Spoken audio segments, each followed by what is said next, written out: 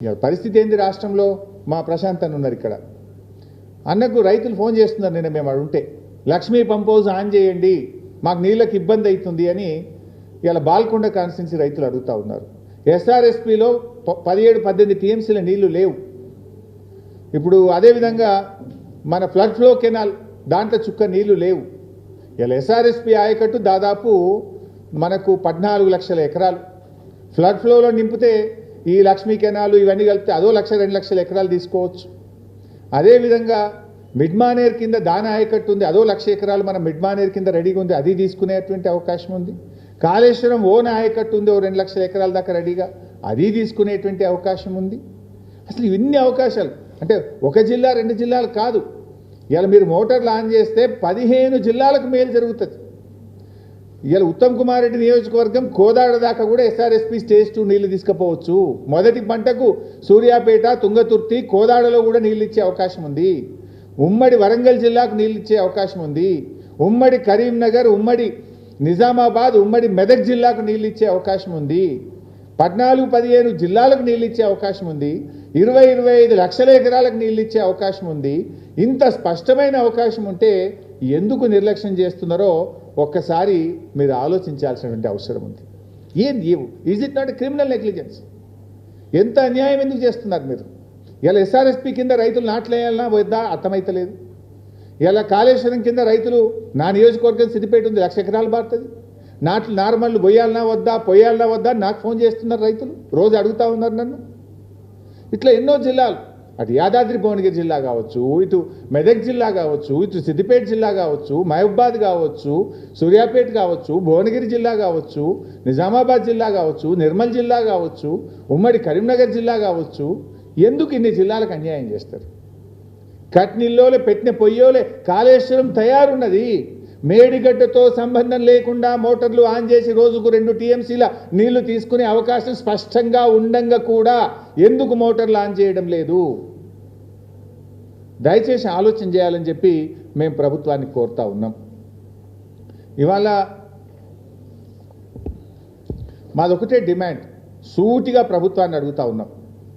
వెంటనే కాళేశ్వరం మోటార్లు ఆన్ చేయండి, రిజర్వాయర్లు నింపండి, రైతాంగానికి మొదటి పంటకు నీళ్ళు ఇవ్వండి. స్పష్టంగా అడుగుతున్నాం మేము. ఆలస్యం చేస్తే ఊరుకోం. ఇవాళ నీళ్లు కళ్ళ ముందు ఉన్నాయి, మోటార్లు రెడీగా ఉన్నాయి, కరెంటు ఉన్నది, రిజర్వాయర్లు ఉన్నవి.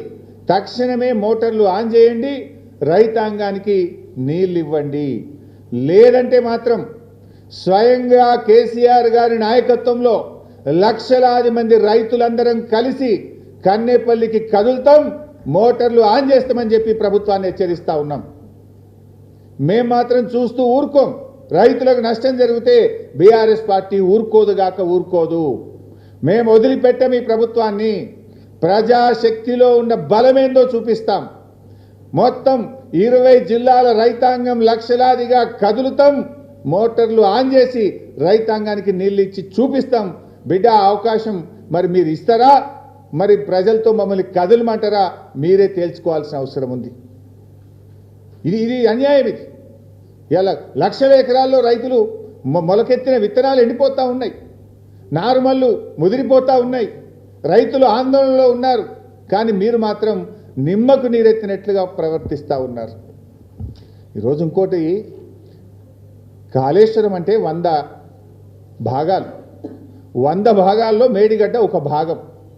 ఆ మేడిగడ్డలో 85 పిల్లర్లలో 2 పిల్లర్లు మాత్రమే కుంగినాయి. నేను గతంలో కూడా చెప్పాను, కాళేశ్వరం అంటే 19 రిజర్వాయర్లు, 21 పంప్ హౌజులు, 16 సబ్స్టేషన్లు, 203 కిలోమీటర్ల టనలు, 1531 కిలోమీటర్ల గ్రావిటీ కెనాల్, 98 కిలోమీటర్ల ప్రెషర్ మెయిన్స్, ఇన్ని ఉన్నాయి కాళేశ్వరంలో. 3 బ్యారేజీలు, అందులో ఒక బ్యారేజ్ మేడిగడ్డ. ఆ బ్యారేజీలో 85 పియర్స్లో కుంగినాయి 2 పియర్లు. దాన్ని మరమ్మత్తు చేయమంటే మీన వేషాలు లెక్క పెడతా ఉన్నారు. 19 నెలలు అయిపోయింది. ఇప్పుడు మనము డాక్టర్ దగ్గర పోతాం, ఏదో చేయి నొప్పో ఉంది నాకు, డాక్టర్ దగ్గర పోతే నీకు చేయి నొప్పి ఉన్నదని వెంటనే చూసి దానికి ఏం మందులు కావాలో డాక్టర్ ఇస్తాడు. కానీ కాంగ్రెస్ ప్రభుత్వ తీరెట్లుందంటే నీకు చేయి నొప్పి ఉన్నది, నీ కాలు ఖరాబ్ కావాలి, నీ చెయ్యి ఖరాబ్ కావాలి, నీ నడుము ఖరాబ్ కావాలి, నీ తలకాయ ఖరాబ్ కావాలి, నీ శరీరంలోని అవయవాలన్నీ ఖరాబ్ అయినాక గప్పు ట్రీట్మెంట్ చేస్తా అన్నట్టు ఉన్నది కాంగ్రెస్ వాళ్ళ తీరు.